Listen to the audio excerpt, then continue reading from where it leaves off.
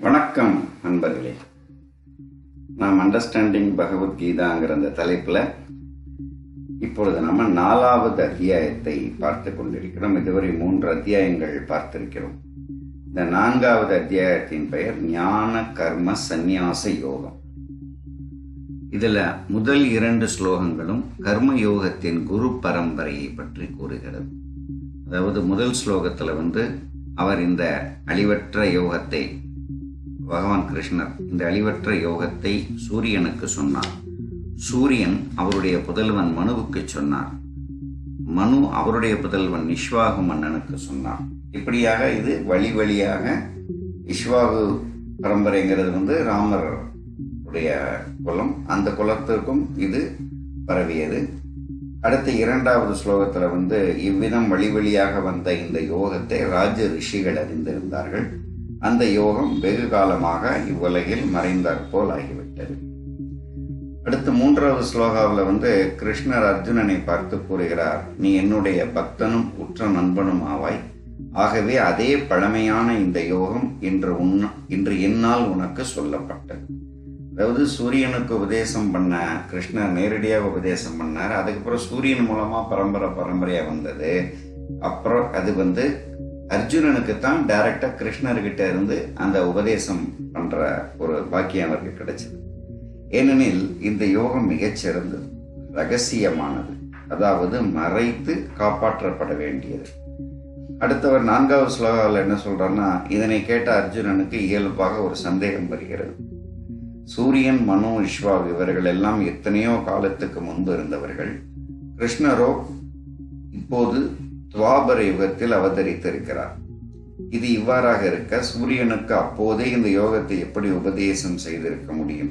இதை விளக்குவதன் வாயிலாக தமது அவதார ரகசியத்தை பகவான் சொல்லட்டும் என்று நினைத்து அர்ஜுனன் கேட்கிறார். இப்போ 5வது ஸ்லோகாவில் பகவான் சொல்றாரு, அர்ஜுனா, உனக்கும் எனக்கும் பல பிறவிகள் கழிந்து விட்டன. அவர் என்ன கேட்டிருந்தாருன்னா, நீங்க இப்பதானே எனக்கு முன்னாடி தானே பிறந்திருக்கீங்க.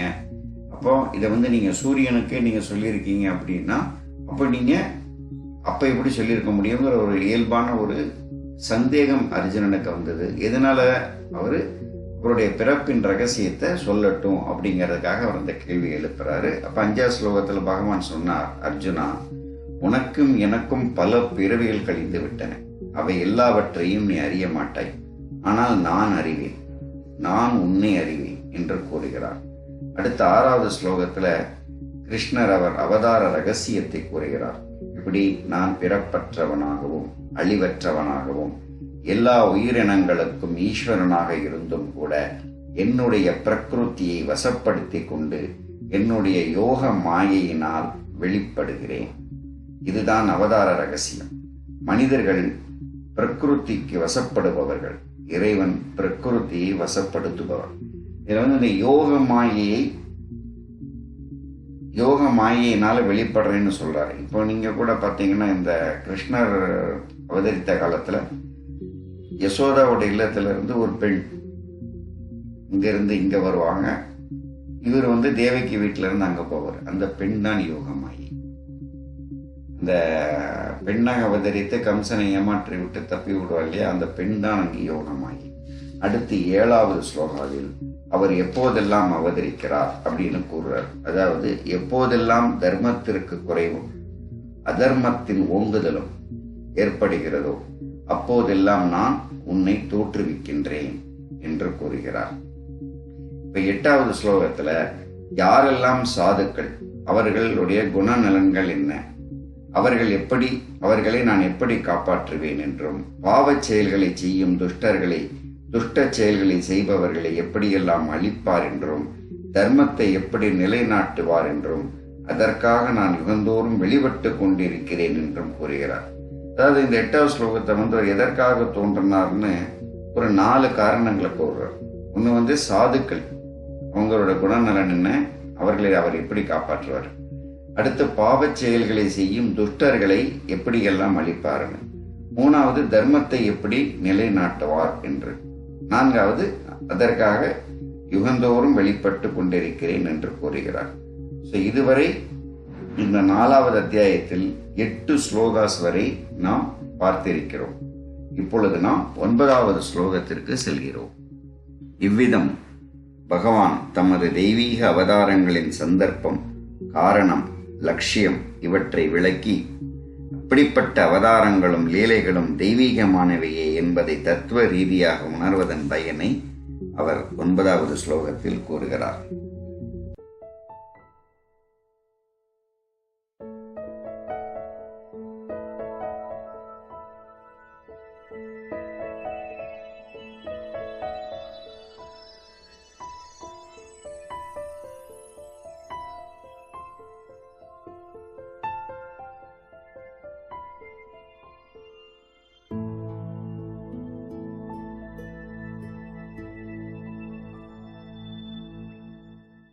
जन्म कर्म च मे दिव्यम् एवं यो वेत्ति तत्त्वतः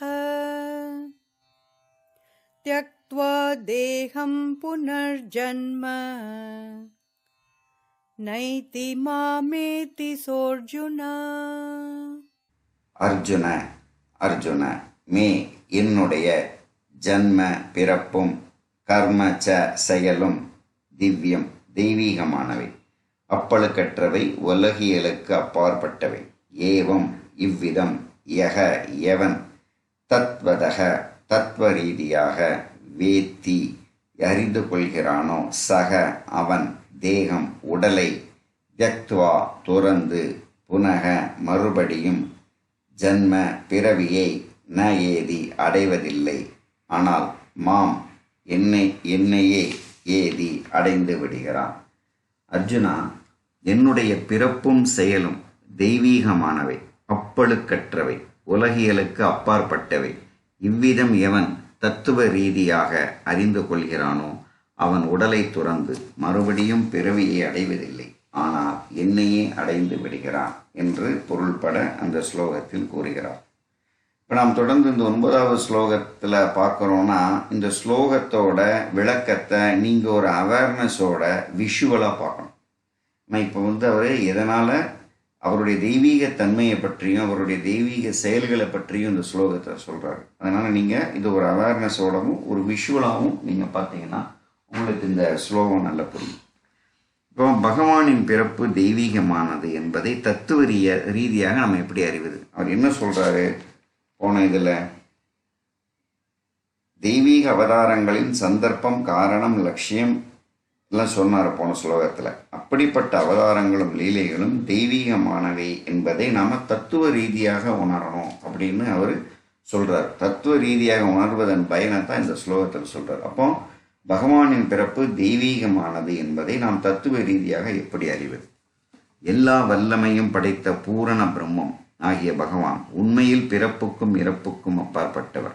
மற்ற ஜீவர்களுடையதை போன்றதன்று அவருடைய பிறப்பு.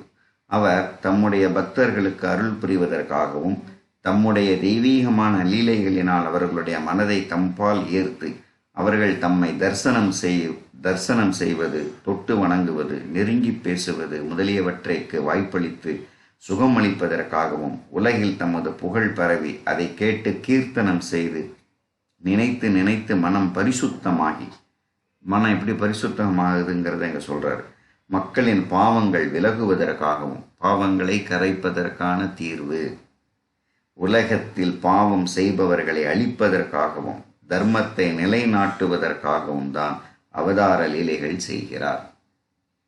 இவ்விதம் பகவானின் லீலைகள் அடங்கிய அவதாரம் குற்றமற்றதும் உலகியலை கடந்ததுமாகும். உலகத்தினரது மங்களத்தின் பொருட்டுதான் பகவான் விதம் மனிதர் முதலிய பிறவிகளில் உலகத்தார் முன் வெளிப்படுகிறார். ஆயினும் பகவானுடைய திருவடிவம் ஐம்பெரும் பூதங்களால் ஆனது இல்லை. தெய்வீகமான சுத்த சின்மயமான ஒளியே உருவமான பரிசுத்தமான உலகியலுக்கு அப்பாற்பட்டதான ஸ்வரூபம்தான் அவருடையது. அவருடைய பிறவிக்கு சத்வ ரஜஸ் தமோ குணங்களோ கர்மத்தின் சம்ஸ்காரங்களோ காரணமன்று. என அவர் பிரகிருதிக்கு உட்பட்டு இல்லை. அவர் மாயைக்கு உட்பட்டும் பிறவி பெறுபவர் இல்லை. பகவான் தாமே தம் பிரகிருதியை ஆட்கொண்டு யோக சக்தியினால் மனிதர் முதலான உருவங்களில் உலகத்தின் பால் கருணை காரணமாக அவதரிக்கிறார். இவை அவதார தத்துவங்கள். இவற்றில் சிறிது கூட ஐயமோ இப்படியெல்லாம் இருக்காது என்ற எண்ணமோ இவையெல்லாம் பொய் என்ற முரணான எண்ணமோ கொள்ளாமல் பூரண நம்பிக்கை கொள்ள வேண்டும். உருவத்துடன் வெளிப்பட்ட பகவானை சாதாரண மானுடப் பிறவியாக கருதாமல் எல்லா வல்லமைகளும் படைத்தவர், எல்லாவற்றிற்கும் ஈஸ்வரர், எல்லோர் உள்ளங்களிலும் உறைபவர், சாட்சாத் சத் சித்தானந்தமயமான பரபிரம்மம் என்று அறிவதே தத்துவ ரீதியாக அவதாரங்களின் தெய்வீக தன்மையை உணர்வது ஆகும். இப்படி பகவானின் அவதாரம் தெய்வீகமானது என்ற தத்துவம் அறிந்தவர்களுக்கு அவருடைய பிறவி ஒரு கணம் கூட பொறுக்க முடியாதது.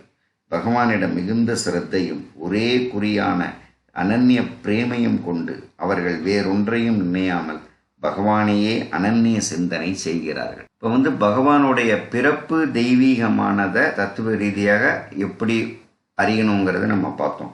அடுத்து பகவானுடைய செயல்களும் தெய்வீகமானவை என்பதை தத்துவ ரீதியாக எப்படி உணரணும்னு பார்ப்போம். பகவான் நிகழ்த்தும் படைப்பு, அவதார லீலைகள் முதலிய செயல்களில் எல்லாம் சிறிது கூட அவருக்கும் சுயநலத்திற்கும் சம்பந்தம் இல்லை. உலகத்தாருக்கு அருள் பாலிப்பதற்காகவே மனிதன் முதலிய அவதாரங்களில் பலவிதமான செயல்களை செய்கிறார். பகவான் தம் பிரகிருத்தின் வழியாக எல்லா செயல்களையும் புரிந்தாலும் அவற்றில் தாம் கர்த்தா என்ற அபிமானம் இல்லாமையால் அவர் செய்வதும் இல்லை, பந்தப்படுவதும் இல்லை. பகவானுக்கு அந்த கர்மங்களில் பயனில் சிறிது கூட ஸ்புருகா நாம் ஏற்கனவே பார்த்திருக்கோம் இல்லையா, பற்று கிடையாது. அவர் மூலம் ஏற்படும் செயல்கள் எல்லாம் உலக நன்மைக்காகவே நேர்பவை. ஒவ்வொரு செயலிலும் உலக நன்மை நிறைந்திருக்கிறது. அவர் அனந்த கோடி பிரம்மாண்டங்களுக்கு ஆண்டவனாக இருந்த போதிலும் அனைத்து ஜீவராசிகளோடும் கர்வமில்லாமல் தயையுடனும் பிரேமையுடனும் சமமாக பழகுகிறார். அவரை யார் எவ்விதம் வழிபடுகிறாரோ பகவானும் அப்படியே அவரை அணுகுகிறார். மனப்பாங்கு. அனன்ய பக்தர்களுடைய யோக க்ஷேமங்களை தாமே நிறைவேற்றுகிறார். அவர்களுக்கு தெய்வீக அறிவு புகட்டுகிறார். பக்தி என்ற படகில் ஏற்றி பக்தர்களை சம்சார கடலில் இருந்து விரைவில் கரை சேர்ப்பதற்காக தாமே படகோட்டி ஆகிறார். இவ்விதம் பகவானுடைய செயல்கள் எல்லாம் அகங்காரம், பற்று, ஆசை முதலிய மாசுகள் அறவே அற்றவை, நிர்மலமானவை, பரிசுத்தமானவை, உலகத்தோரின் மங்களத்திற்காகவே நடைபெறுபவை. உலகத்தில் நீதி, தர்மம், சுத்தமான பிரேமை, பக்தி முதலியவற்றை பிரச்சாரம் செய்வதற்காகவே நிகழ்பவை. இவ்வளவு காரியங்களில் ஈடுபட்டாலும் பகவானுக்கு அந்த கர்மங்களில் சிறிது கூட சம்பந்தம் கிடையாது. இதெல்லாம் பகவானுடைய கர்மயோகம். அவர் அவற்றிற்கு அப்பாற்பட்டவர், கர்த்தா அல்லர். இதை நன்றாக உணர்வது, இதில் சிறிது கூட இப்படி இருக்காது, இதெல்லாம் பொய் என்று எண்ணாமல் இருக்க வேண்டும். பூரணமாக இவற்றை அப்படியே நம்ப வேண்டும். இவைதான் பகவானுடைய செயல்கள் தெய்வீகமானவை என்று உணர்வதற்கு அடையாளம். இப்படி அறிந்து கொண்டவர்களுடைய செயல்கள் கூட பரிசுத்தமாகவும் உலகியலுக்கு அப்பாற்பட்டதாகவும் இருக்கும். அதாவது அவர்களும் எல்லோருடனும் தயவு, சமபாவனை, தர்மம், நீதி, வினயம், தன்னலமற்ற பிரேமை இவற்றுடன் பழகுவார்கள். இப்போ நீங்கள் இந்த ரெண்டு விஷயத்தையும் நல்லா பார்க்கணும். ஒன்று பகவானின் பிறப்பு தெய்வீகமானது என்பதை தத்துவ ரீதியாக எப்படி அறியணும்னு பார்த்தோம். பகவானுடைய செயல்களும் தெய்வீகமானவை என்பதை தத்துவ ரீதியாக எப்படி அறியணும்னு பார்ப்போம். இது ரெண்டுக்குமே நம்ம இம்பார்ட்டன்ஸ் கொடுத்து வேதங்களும் உபனிஷதுகளிலும் கூறப்பட்ட கருத்துக்களை நாம் நன்றாக பார்த்தோம் என்றால் இதைத்தான் அவர்கள் திரும்ப திரும்ப சொல்லிக் கொண்டிருப்பார்கள். அதனால் இந்த ரெண்டு விஷயத்தை நம்ம உற்று நோக்கும் பொழுது நமக்கு கண்டிப்பாக நமது கர்மங்கள், நமது பாவங்கள் கரைவதற்கு இது நிச்சயமாக ஒரு தீர்வாக இருக்கும். இவ்விதம் பகவானுடைய அவதாரம், செயல்கள் தெய்வீகமானவை என்ன தத்துவ ரீதியாக அறிவதற்கு பயன் கூறப்பட்டது. அது அனாதியாக வழி வழியாக கிடைத்து வருகிறது என்பதை தெளிவுபடுத்துவதற்காக அடுத்த ஸ்லோகத்தில் பகவான் கூறுகிறார். நாம் தொடர்ந்து பேசுவோம்.